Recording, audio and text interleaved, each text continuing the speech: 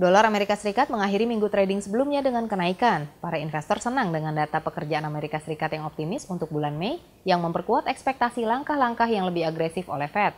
Menurut angka yang dipublikasikan, ekonomi Amerika Serikat menambahkan 390.000 pekerjaan bulan lalu. Selain itu, retorika dari pejabat Federal Reserve Amerika Serikat tetap hawkish sehingga menegaskan niat mereka untuk lebih menaikkan suku bunga.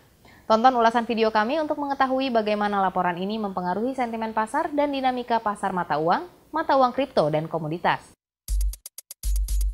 Di tengah tanda-tanda stabilitas di pasar tenaga kerja Amerika Serikat, indeks dolar Amerika Serikat ukuran nilai greenback terhadap sekeranjang 6 mata uang asing naik 0,5% dan mengakhiri sesi trading 5 hari di atas 102.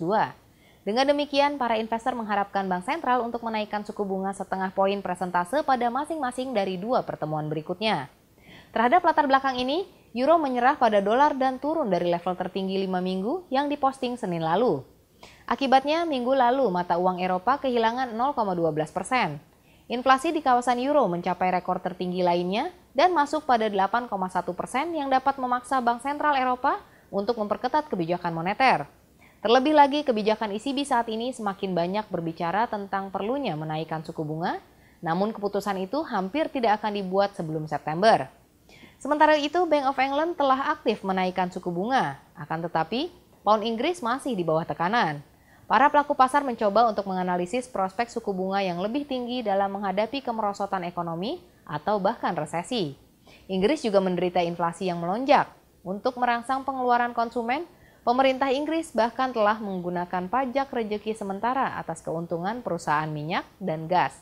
Menurut perkiraan awal, pungutan pada perusahaan energi diperkirakan akan mengumpulkan 5 miliar pound dan mendanai bantuan untuk rumah tangga yang berjuang dengan inflasi yang sangat tinggi. Sementara itu, para trader kripto secara bertahap memangkas kerugian awal. Bitcoin melayang di sekitar level 30.000 USD. Mengingat faktor fundamental, para analis semakin bearish di pasar mata uang kripto. Mereka percaya bahwa semua token akan turun kecuali BTC dan Ether. Baiklah, mari kita lihat apakah perkiraan ini akan menjadi kenyataan.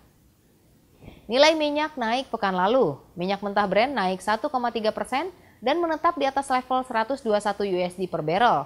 Kelompok produsen minyak OPEC Plus setuju untuk mengecap peningkatan sederhana lainnya dalam produksi minyak yang sekali lagi menimbulkan kekhawatiran tentang kekurangan energi yang akan datang jika terjadi penurunan pasokan dari Rusia.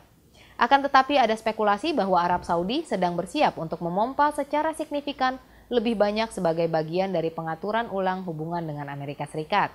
Bahkan ada saran bahwa Rusia mungkin dibebaskan dari perjanjian pasokan bulanan aliansi, tetapi bukan itu masalahnya.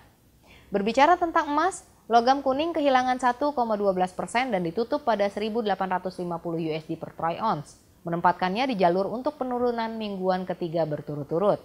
Penurunan ini dapat dikaitkan dengan fakta bahwa para trader sedang menunggu kenaikan suku bunga dari Fed. Akan tetapi, ancaman terhadap ekonomi global yang ditimbulkan oleh konflik Rusia-Ukraina, meningkatnya biaya pinjaman, gangguan pasokan yang sedang berlangsung, serta harga komoditas yang tinggi membuat emas tidak menderita kerugian besar dan bertindak sebagai support untuk logam mulia. Demikian ulasan perdagangan mata uang dan komoditas Instaforex TV, sampai jumpa.